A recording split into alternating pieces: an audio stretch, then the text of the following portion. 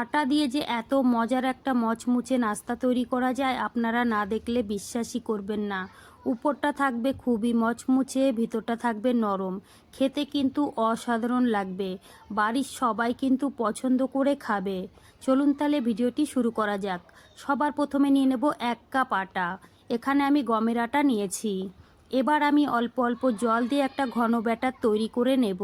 বন্ধুরা, এখানে কিন্তু ব্যাটারটা পাতলা করা যাবে না, মিডিয়াম ঘন করে নিতে হবে। এবার আমি 2 থেকে 3 মিনিট সময় ধরে খুব ভালো করে ফেটিয়ে নিয়েছি। এবার দিয়ে দেব পরিমাণ মতো লবণ, 1 চামচ সাদা তিল, ধনেপাতা কুচি আর দিয়ে দেবো কাঁচা লঙ্কা। এখানে কিন্তু ঘরে রেখেছিলাম, লঙ্কাটা লাল হয়ে গেছিলো। এবার আমি ভালো করে মিশিয়ে নেব। ব্যাটারটা কিন্তু আমাদের একদম রেডি হয়ে গেছে। এখানে নিয়েছি আমি 2টো সিদ্ধ করা আলুটা আগের থেকেই আমি গ্রেট করে নিয়েছিলাম। এবার দিয়ে দেবো পেঁয়াজ কুচি, ক্যাপসিকাম কুচি, কাঁচা লঙ্কা কুচি, ধনেপাতা কুচি, সামান্য একটু গোটা জিরে, আর দিয়েছি সামান্য একটু আমচুর পাউডার, পরিমাণ মতো লবণ, আর দিয়েছি কাশ্মীরি লঙ্কার গুঁড়ো। এখানে দিয়ে দিলাম আমি পাউরুটির গুঁড়ো।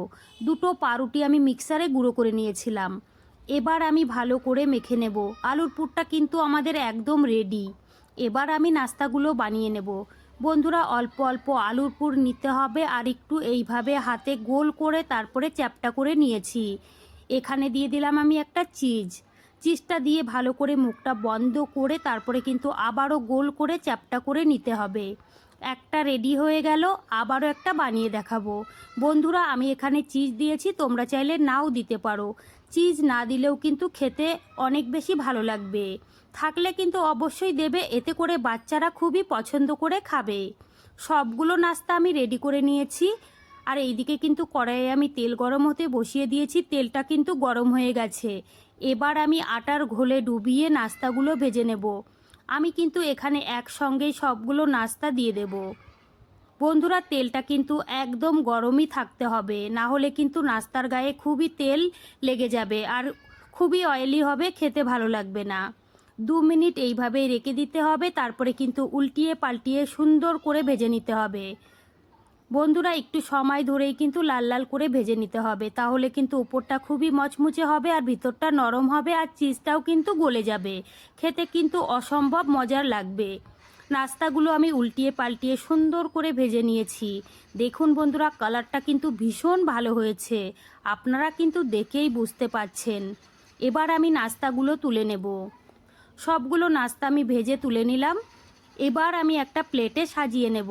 দেখুন বন্ধুরা, দেখতে কতটা ভালো লাগছে, আর খেতেও কিন্তু ভীষণ ভীষণ ভালো হয়েছিল। এবার আমি একটা নাস্তা কিন্তু আপনাদের ভেঙেও দেখিয়ে দেব। আর বন্ধুরা, নাস্তার গায়ে কিন্তু খুব বেশি তেলও লেগে নেই, আপনারা কিন্তু দেখেই বুঝতে পাচ্ছেন।